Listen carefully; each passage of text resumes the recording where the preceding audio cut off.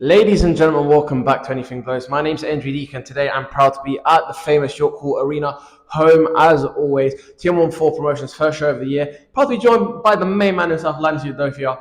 Udofia or Udofia? Joe. Udofia. Linus Udofia. Udofia, I don't mind.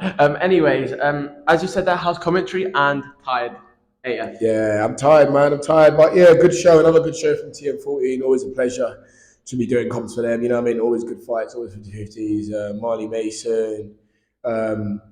Mason and O'Doherty, absolutely great fight. And Weber Kane versus Caswell. Yeah, unreal fight. And just what you saw there, Alfie Winner versus Jack Henty. Unreal fights. Great fights, you know what I mean? Good 50-50s. And yeah, really good show. Really good show. Again, another big card. Save the best 50-50s for us and kicking off the year with a bang.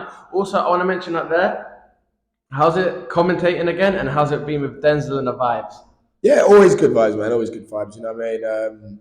But yeah, commentating, always good, especially on shows like this, you know what I mean? They're really good shows. It's actually something to, you know, when you actually look forward to it because, you know there's going to be some good fights on these shows. So yeah, it was actually really good to be back commentating, and it feels like it's been ages, but yeah, it's been good. It's been good to get back in. And you get the memories and you take from it as well. Also, I want to talk about this. I asked John Harding Jr., and I'm going to ask you, what did he say to you, and what was that little conversation about? We just cleared the air on some things that happened a while back. You know, we fought before, and you know, we cleared the air on some things that happened. But yeah, he wants a rematch. He sounds like he wants to have a rematch. So yeah, that's how that went. And how does we make? He said only if it's for money or title on the line. So that's what he was fighting for. Yeah, whatever, man. Do it once, do it again. I don't mind. Do it 3 times. But anyway, I love to hear that. Another thing I want to ask you. I last saw you December 2nd in the other locker room, I think it was. You did a great performance. We broke down the Kieran Conway fight. But now go on to this. And I want to hear it on your hand, and I feel the fans need to hear it from your side. You're meant to fight Aaron Mckenna in Liverpool back in January. What happened there? And I want to hear it from your side because I don't think you would appreciate it if he was out and you wouldn't do the same thing essentially. You wouldn't say, I need a medical proof. As we said earlier, it's kind of like year 6, year 7 excuse to get out. But honestly, God-forsaken truth, your opportunity now to tell the world what happened and how you feeling.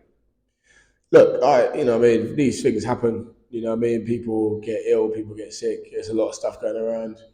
I woke up Monday morning, didn't feel too well. Thought, yeah, look, I'll get through it. You know, maybe just take a day off, rest, chill out, whatever. And yeah, the next day I just kept on spiraling, kept on going down. I didn't really know what it was. I think it was just a bug.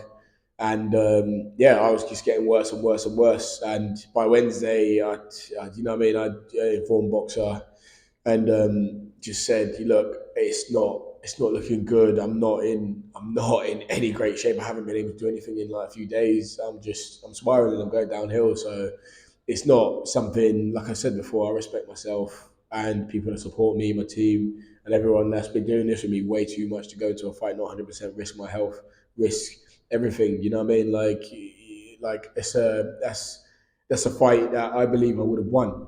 And going in not 100%, and then it not going the way I want it to, I've got no one else to blame. I can't. That would have done me and my career no justice. So yeah, it's one of those things. I understand it's frustrating. It's frustrating for me as well.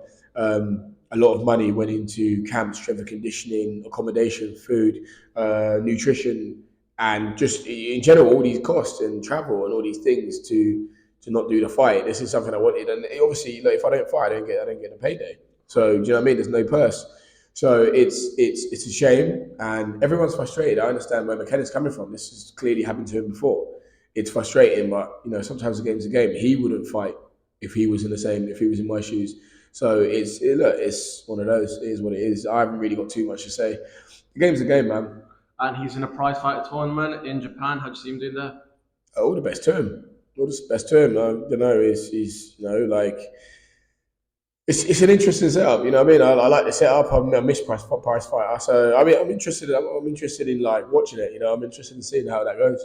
And just to put out there, I wouldn't say rematch because it didn't happen the first time, but would you want to put that back into action and make the fight happen again? Oh, of course. That was, you know, I mean, that was a fight I was, you know, I mean, and my ears perked up for when it was offered to me. I was just like, yeah, that's a, you know, I mean, that's a good fight for me. That's a very good fight for me. And yeah, I was really looking forward to it. And yeah, look, it's a shame it didn't happen. I think that would have been a really good domestic dust up, and it would have really propelled me to where I believe I am and I should be. So it's a shame it didn't happen, but I'd welcome that with open arms. And a wild card, which it was, and hopefully we'll get on a wild card or a main event very soon. Last few questions before I let you go. I've been seeing it where I'm going to work every single day, so you got to give me some suggestions, and I'm going to do this on your behalf. What can you recommend me to get from Pepe's?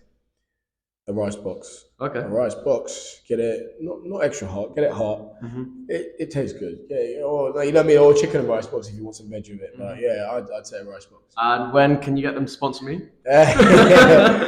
need to have 100 orders. Or 100 and then they'll give you a gold card. What about 100 interviews? 100, yeah, could do. What are we on? 4?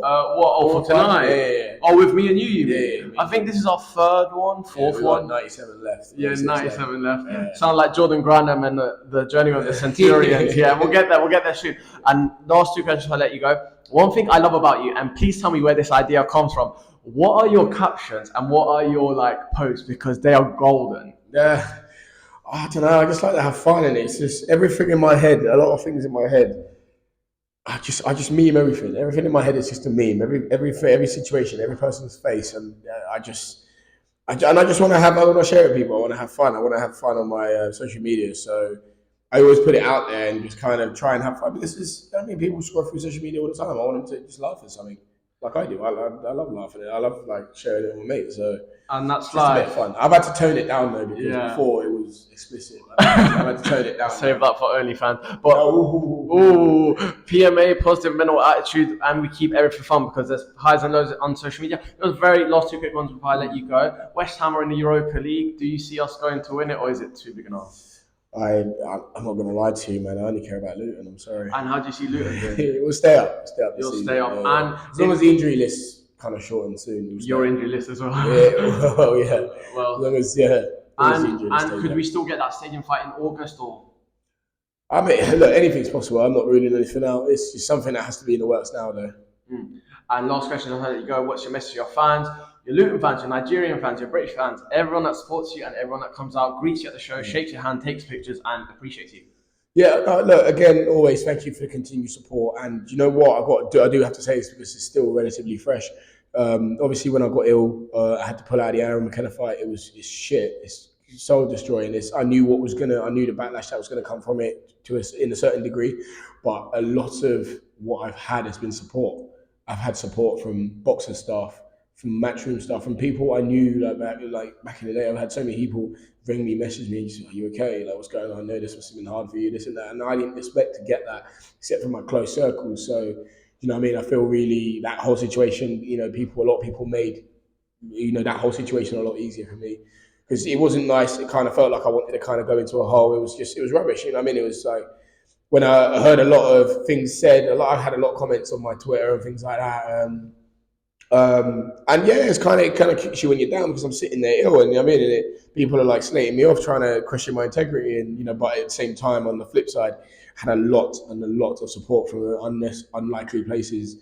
So it's very humbling, and I just want to say thank you to everyone that's been supporting me. Love to hear that, my brother, and I'll always be supporting you. God bless you, and catch up soon. Definitely. Let you shoot.